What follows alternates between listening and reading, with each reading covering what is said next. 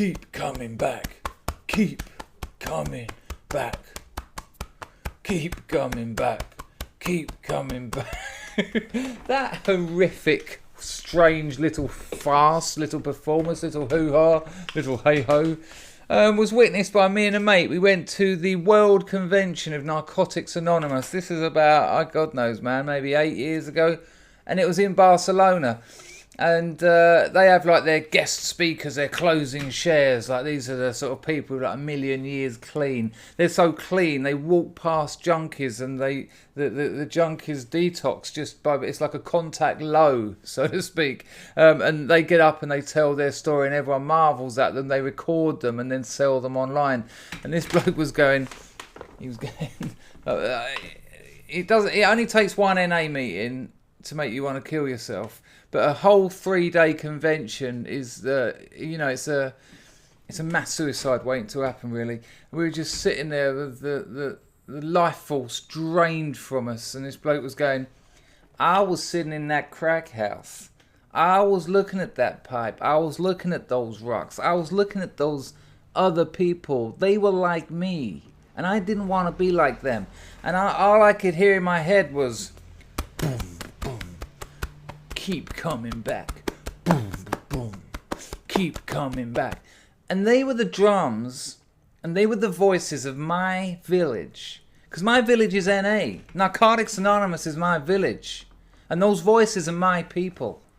Because if I don't go to my village, if I don't play my drums, if I don't boom, boom, boom, keep coming back, I will end up in that crack house.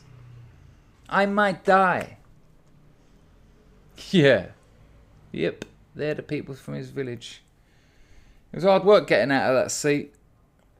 I lost half my body weight in cringe. It was all over the floor. People were slipping over in it. There was a lot of it there as well, actually. When most of the crowd had left, you could see loads of it. They employ special people to sweep up the cringe. Oh, yeah. It's refined. They get the cringe together. They refine it. You can smoke it. You can smoke cringe. It's fucking heavy going. And I've been in a cringe house before, looking around at people and thinking, these are my people. I've looked at that pipe and I've looked at those rocks of cringe. And I've smoked one. And I've gone at everything. Right. Oh, that's wrong. Not a great start. Not an even better one. Keep coming back. Right. Apologies, I've been away for a week. The longest I've had this channel and not made a video, apart from when I went to Thailand. But oh, come on, please help us out. I was sick and ill. I needed help. I couldn't make videos. But in my normal time, a week, and it was weird because at the end of last week, I had a tsunami of patrons come along. I'd like to thank my patrons. More money, more videos, basic. Thank my ongoing patrons, but a load of new ones last week. It was like they dished their monthly donation out and I disappeared for a week. So actual apologies about that. I know what it's like when you've got a creator that you like and you want their videos and they don't come and you want them to. And I think that's fair enough. People have been writing to me saying they've been withdrawing and they've had to go to other YouTube channels, imagine, as like some sort of methadone to stop them getting clean off of my vibe. But anyway, I'm back. I want to talk about cocaine. I made this video last night. It was so hideous. 45 minutes of eloquent, interesting, exciting, humorous, I think it was anyway, commentary on cocaine. And right at the end of it, I was so happy. I remember going, yeah, nailed it. Woo! Off camera, obviously, because I would only ever go, yeah, nailed it, if I was demonstrating it like I did then. And as I finished it, I'll do it slow-mo for you. Yeah. Nailed it. And then I've seen my microphone. There's a little red light here, and it was going bleep, bleep, bleep, bleep, which says, didn't record. And I even watched it back with me going,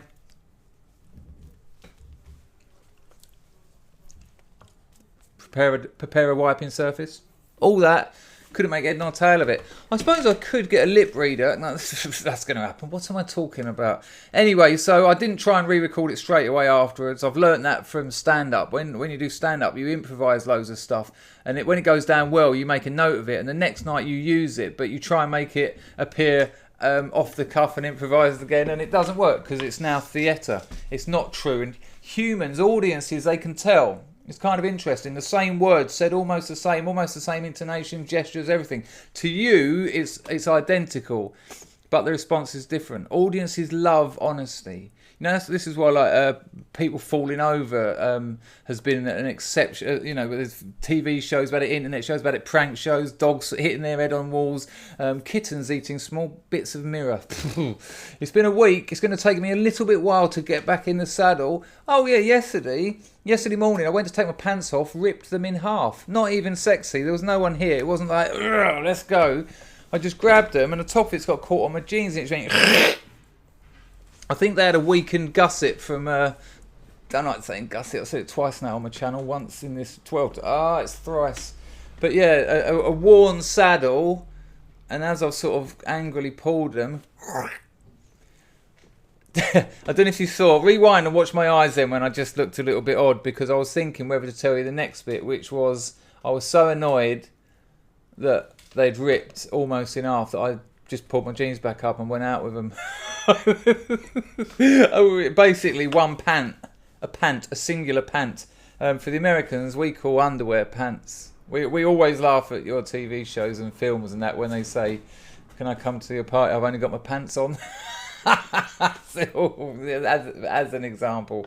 But yeah, I just had a one pant sort of down one leg and an elastic sort of band around my waist. Oh yeah, life's good. So, cocaine.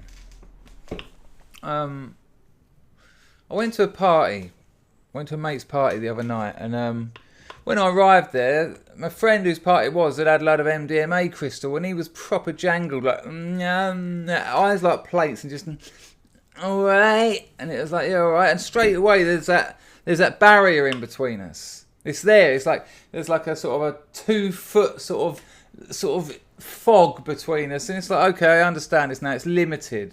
There's a limited amount of connection we're going to have here. Drugs do not connect humans. This is crazy. You get that thing with alcohol, well, you know, it sort of lowers me inhibitions. Yeah, I get that, but that's not the same as getting close to someone. That's getting a bit stupider, a little bit more ignorant, so that you feel you can be more honest.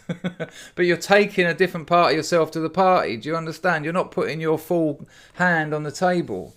And cocaine is the worst for that. I mean, the MDMA, he was kind of aware of it as well. Like now and again, he'd sort of break out of it a little bit and just sort of go, I'm so high. Which was funny because he acknowledged it and there's a little bit of honesty. But when he was sort of looking at me and he got lost in the artifice of MDMA, I ate that. I hated it in the late 80s, all the new Summer of Love. People taking a drug that makes you think you love people or even like them. It was horrible, man. Oh, people coming up to, oh yeah, wow. Oh yeah, you know, I've seen you around for years. I never really knew you, but I've always felt like we've had this bond. What? I don't know you. Literally never seen you before. Anyway, it carries on, and there's a few other people turning up and all that, and then the cocaine comes out, and that's the end of a good party. It's never the start of a great party. It's always the end of it's however well or bad that party's going, it's only going downhill when the powder comes out. And there's something that's always struck me. People say that cocaine is an expensive drug, and it is. But at £80 a gram, it's not that expensive, but people get it wrong. I watched 5 kids. I say kids, they were like 22, 23. You know, around that early 20s, little bunch of them. And they'd obviously gone halves on a gram or a gram and a half. That's not expensive, like for a week, for a night out, a party. But they chop out these dear little lines about an inch long and like, you know, one sort of cut rock deep. And I'm just looking at it and I'm thinking, man, the reason cocaine is expensive is because you do not want to be sitting around wishing you had more. You should be putting lines up your snout that are too big so that after the rocks come back out, you've got a little cocaine polo there and it's dripping down the back of your neck for the next half hour while you're holding onto the seat going... Not these piddly little lines. You have them. When you don't have enough, basically, all you get is the arse end of cocaine. You're having just enough to feel all the negative aspects of cocaine. So you're all a little bit jangled, you're nervous, you're anxious, you can't understand the emotional gravity of things that have been saying to you. You're unaware of politeness and tactful exchanges between people. You don't know how to cope. I've always said it that a weird thing about cocaine is it turns strangers into friends and friends into strangers. Why would you want that? Why would you want to almost literally pay through the nose to turn complete strangers into friends? I've seen it. I've just seen people there sitting on stairs going, oh my God, I've always, you know what? No, when you told me that, I thought that was me. Oh no, give me your number because we are going to have to do a project. What about, eh? Hang on, I work in Pret. And it's just vile. And then you're talking to one of your best mates, but you can't quite, you forget what you've got in common because you know the only thing you've now got in common is the cocaine. That's the only thing people feel relaxed about talking about when they're on the fucking stuff as well. The jibber jabbering. My mate once, he got this stuff, right? Like what we all get over here, right? It's like this stuff, he called it the boss powder. Yeah, he called it the boss powder because it come from the boss. This stuff we've got here is probably gone through 30, 40 people. But the boss powder, that's like come out the ground and that's in his hand. And then someone else will be like, yeah, I mean, back in we used to get that pink champagne. That they don't make that anymore. No, there was rumour has it that those coca plants, they grew. Pablo Escobar pissed on the ground that those plants grew. Oh, Jesus Christ. You know, the thing you took, the oil you are sharing with the intention of lubricating the gears of the social sphere have become the gears of the social sphere, have become the social sphere. Sad, man, really sad. This bloke sat down next to me, and you know he had a weird face anyway. Nice bloke though. In fairness to him, later on he got the guitar out, and usually I'm a bit like, oh no, but he's in a Radiohead tribute band, and he was knocking out those Radiohead tunes, and I had a bottle. Oh, I took a bottle of wine. I was like a conventional person. I arrived with a bottle of red. No one else was drinking it. It was sweet. I had my little tumbler. That weren't nice. Would have preferred a proper glass. But yeah, I was just sitting there, and he was giving it. We were all there giving it there. What is it? Excuse me. I was giving it the rows of houses. Oh yeah, amazing. All those lyrics were still in my head. The Benz and OK Computer. But let's come back about 4 hours when he just plonked down next to me. And then my mate's girlfriend was sitting here. His girlfriend was sort of over there, didn't know at this point, and he was there. And it was all just this sort of weird jangled chit chat, like something really basic. Like it was like, "All right, mate, are you friend of Paul's?" And I was sort of like, "Yeah, we went to university together like 20 odd years ago." And he went, "Been to university with Paul?" I'm just like, "Yeah." And then, out of the blue, literally went, because I had to have an operation on my testicles. I've looked round for some support, a sign, a face, a gesture, you know, just an expression, a micro expression, no less. Just to say, oh yeah, this is weird, this is an overshare, this is someone stumbling around the empty emotional space of cocaine highness. But nothing. I turned around, Kat, my mate's girlfriend's going, on your what? On your bollocks? And his girlfriend was just going. So I'm stuck with him. I went, you still got two though. I suppose that's why God gave you two though, innit? And just trying to make light of the situation. He went, yeah, they drained about 1 litre of liquid out of my testicle sac. It only usually happens to people in their 70s. As soon as he said that, my first thought is, oh, that's all right, mate. You'll be dead before you're 40 then, by the sounds of it. And I went, what was it? Just sort of like liquid. He went, like mucus. Yeah, really? Cheers. Have another one, you. And then I've just sat back and now I'm thinking, right, you don't have to do anything here. Just let them. But no, just silence. All you could hear was the teeth grinding and the lip smacking. And of course, he couldn't hack it because to a cocaine user, they're like wraiths in Kurt Vonnegut. I mean, a minute is a couple of hours to him, so he's had to jump in with more. And he went, the thing was though, about 2 weeks after I'd had it done, there was a slit in my bollocks with stitches, and they come undone, and it made a flap, and it filled up with water. I was like, like a camel. And then his missus has gone, well, I had problems with my I had my ingrowing hairs, they went septic. fucking hell. Fucking hell. And I said something like, you two have got a little sort of, maybe that brought you together, your sort of downstairs dealings. And she was like, no, I don't think they were related.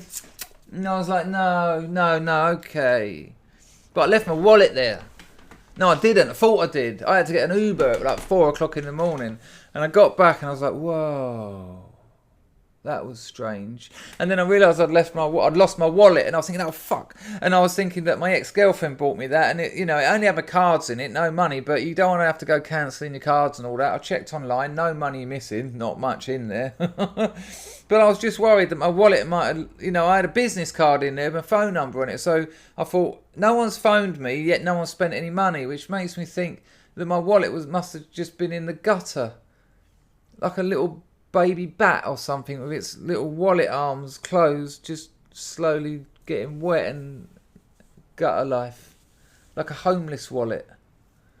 But oh no, managed to get hold of the Uber driver. Did you find a wallet? He went, yes, Mr. Dangerfield. I went, that's it, Dangerfield.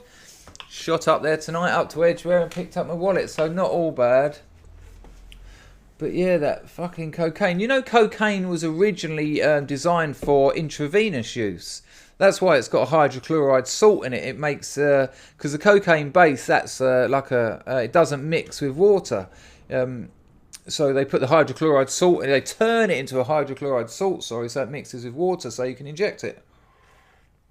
But people didn't want to inject it, and so the people selling it were like, oh, this is no good. And they realised they could put it up the snout. It's so disgusting. I hate seeing that note go round with like blood round the top of it and all that. And it's so, that's hideous, isn't it? I mean, I know people have problems with needles and that, and you know, these they're both horrific, in fact. But a sterile needle with a little sterile wipe seems a little bit less disgusting than watching your mate go across the top of a toilet system and go a little cross. Yeah, nice. But yeah, and that's why, of course, they originally that's why they ended up making crack. People say, oh, it's called crack because it kind of makes a cracking sound when you smoke it. No, it doesn't, unless it's wet. And if it's wet, you've bought water, and at fucking £20 for a pint of a gram, you don't want to be buying water at that rate, that weight either. Both, but not neither. What was I saying? Oh yeah, it's because in chemistry, if you know a chemist at all, to separate oil and water, or to separate, I think it's to separate things that otherwise require an emulsifier, it's called to crack them. And so that's what you do. Crack basically takes the hydrochloride salt out and leaves you with the cocaine base, which you can smoke. And it will hit you rather like an intravenous injection will. But of course, people don't like to use crack because it's for junkies and street people. You say that though. I've been at parties where when I used to sell the stuff, and they'd all be on it. It gets to about 4 or 5 o'clock in the morning. However big a line of coke you put up your nose, it's not working. It's not touching the sides. You do not have the necessary chemicals left for it to move them around in your head. And then when I'm sitting there having pipe after pipe that are knocking me fucking sideways, oh, you'll be surprised the amount of people go, I might just try one of those. Is that okay if I just try a taste? Just for a taste, is it? And I'm looking at them going, yeah. Oh, you'll have a taste. Have you got your wallet on you? Because you might be here sometime. I think it's Chris Rock, the American comedian, does a wicked bit, and I will not do it justice. Does a wicked bit about crack. He says, what lunatic invented crack? This is someone who had a line of cocaine and went, yeah, nice, yeah. I just want something a bit stronger. Because fucking you know about crack when you have it. But coke, I mean, I'll tell you one that done me in. I was with a load of mates years and years ago, all around the time when I was like writing that film and things in Soho in my early 20s, well, mid to late 20s actually, and doing Jerry's, the Groucho, the Colony Club, French House and all that. And it was just that year, my 25th to 26th year, was just a blizzard of cocaine. And I remember being in the French House once, and we're there, and we nicked a lot of mogadons off my mother, nitrazepam, and we had them in Soho Square with a round of brie and a bottle of red wine. And it was all right because we ate them, and we thought, oh, that'll be a little one. We didn't know what size they were because my mother's prescribed RX. And so we let them, but they were eating the brie and drinking the wine. And we got to the French house, and it was like heads on the bar until the powder turns up, and then 3 sleepwalking somnambulist losers fell down the stairs to the lavatories, and the Bolivian army marched back up those stairs and then got to the bar going, yeah, because we had some mogadons. But we stayed there all day long, you know, dodging and dealing, ducking and diving, and just more, and then suddenly it went windows, glass shattering, screaming, and the Admiral Duncan blew up. Can't remember the geezer's name. He put a nail bomb in the Admiral Duncan, which, you know, you can virtually see it from the French house. French house is on Dean Street, yeah, and the Old Compton Street goes like that, and it's just there, you know. Of course, everyone's going mad panic, and I know that they're going to chuck us out of this pub. It's kind of standard procedure when a bomb goes off, the whole area is going to get chucked out. And I remember, not shall we go and help, not what's happened, not what can I do, nothing, or not are we safe. First thing I said to my mate Neil, I said to him, I went, let's go downstairs and have another line before they chuck us out, yeah? That was like my first thought. And he didn't sort of go, oh, that's a weird... He was like, yeah, great, good idea. Straight down there. Oh, there was a queue for the toilet because all the other cocaine heads in there found they needed to rely on a horrific stimulant to deal with something human. It's a nasty drug. You know, and also, its value is its value. I think that's an interesting thing with cocaine. I mean, speed's better anyway. Amphetamine sulfate is better. It feels better, it lasts longer, and it's fucking cheap. I mean, what's a gram of base speed now? On the darknet, you're looking at about £8. You have that at 7 o'clock in the evening. That's still working at 7 o'clock in the morning. You are zooming. You don't have to keep topping up. You don't have to keep doing all that. It's just, you're just on it, just there. Proper pervert powder though. Cocaine on the other hand, but the value is the value. It's now what, that between £80 and £100 a gram. I mean, it was 40 like years ago when we were using it, but £100 a gram for decent stuff. If that was at £8, if the exact same substance was £8, like amphetamine sulfate, I reckon people would be like, nah man, that's shit. Ugh. It's just status, isn't it? It's just, oh yeah, I can spend money on something this extremely expensive, this ostentatious.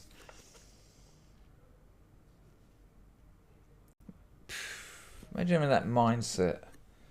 Actually spending your money to show people that you can spend money on things that aren't necessary.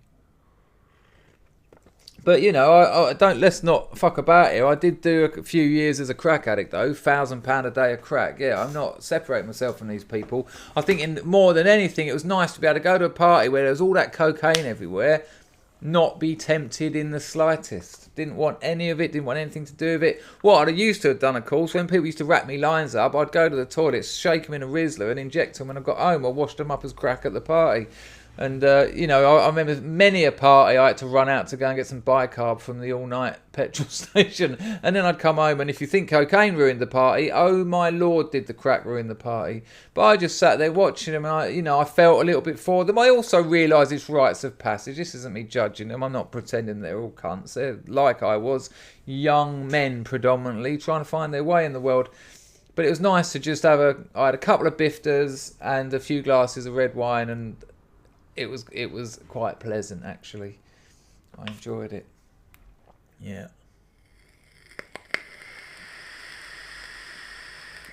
There's a lot of worming powder in cocaine at the moment as well. One of the changes that I've seen over the last sort of 20 years is it's now being stamped on in Peru, mainly Peru and Bolivia. They're cutting it at source now with so I can't remember what it's called. There's plenty about it online, and you know you can tell pure gear. I mean, when you wash it back to make crack, that's how you test it. Really, you can't test the strength of the product, but you can tell the quantity of the product. You know, you weigh off a gram, you wash it back. If it comes back at 8.5, you know that it's 85% pure, and then you smoke the rock and go, yeah, it's really good. Can I have some more? But it's got this worming powder in it, and apparently it's causing people all sorts of dramas. Another good reason for legalisation. Cocaine. My mate's got a couple of properties out in Peru, and he said to me, and I don't know how he's not a man to lie to me, but he said the government done some weird deal. They've got this militia, like a government militia, whose job it is to make sure all the Peruvian cocaine leaves the country. That's the deal. You know, they spoke with the cartels, and the cartels are like, we're not selling cocaine. We've got more money than the government, which they have, and same with Colombia, Bolivia, and a few others. So they come to this agreement that, okay, we'll let you get away with manufacturing a certain amount, but it's got to, we don't want it in Peru. Why would they sell it in Peru anyway? The people out there ain't got any money. Why do you think all the white heroin from the Golden Triangle, Laos, Burma, Thailand, it was exported? People will pay hundreds and hundreds of pounds for grams of that stuff once you're out of your own poor, almost third world country. Anyway, I just thought I'd make a bit of content. I've got a few things lined up for this week. I've got a few videos, a couple of commentaries. Next Friday or Saturday, I'm going to do a live stream for everyone. At the end of that live stream, I'm going to switch to a Patreon-only live stream. If you want in on that, consider being a Patreon. All that normal, usual stuff. Lovely to be back online after my week. It feels really weird though. It feels like it's been ages. Yeah, $1 a month Patreon, sweet. Oh yeah, this bit. You can subscribe there if you haven't. You can go through to my Patreon there if you want, and you really should.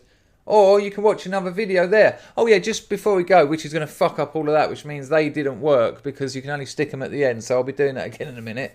I had about 90% of my videos demonetized, which I knew it was coming. Oh, adpocalypse, and I wasn't earning a fortune, about £70-80 a month, sometimes a little bit more, sometimes a little bit less.